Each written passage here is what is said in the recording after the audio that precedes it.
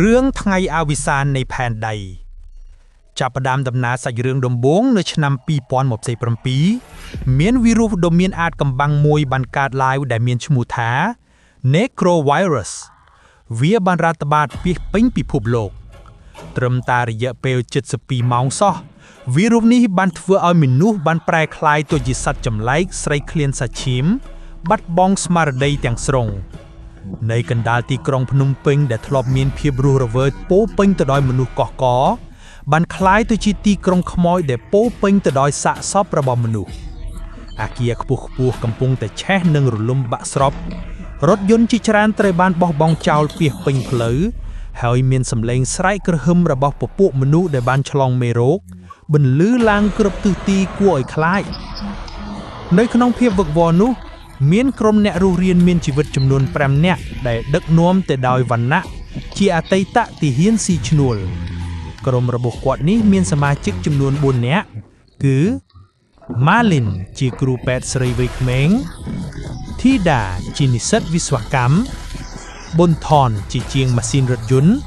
ព្រមទាំង Onyx ជាក្មេងស្រីតូចអាយុ10ឆ្នាំដែលពួកគេបានជួយសង្គ្រោះចេញពីសាលារៀនពួកគេទាំងអស់គ្នាកំពុងស្វែងរកទីទួលកន្លែងដែលមានសុវត្ថិភាពខណៈពេលស្បៀងអាហារនិងគ្រាប់រំសេវរបស់ពួកគេកំពុងតែមានការខ្វះខាត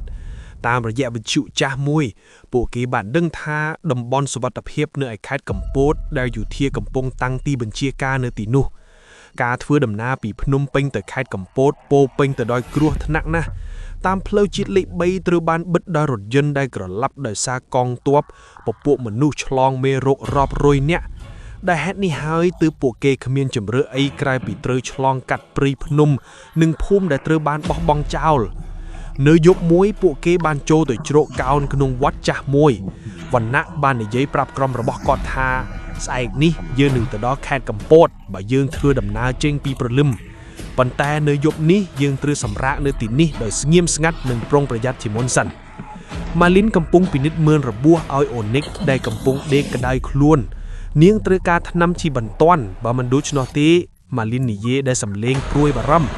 រំពេចនោះសំឡេងក្រហឹមរបស់ពពួកមនុស្សឆ្លងមេរោគបានបន្លឺឡើងនៅខាងក្រៅបរិវេណវត្តអូអត់នោះទេ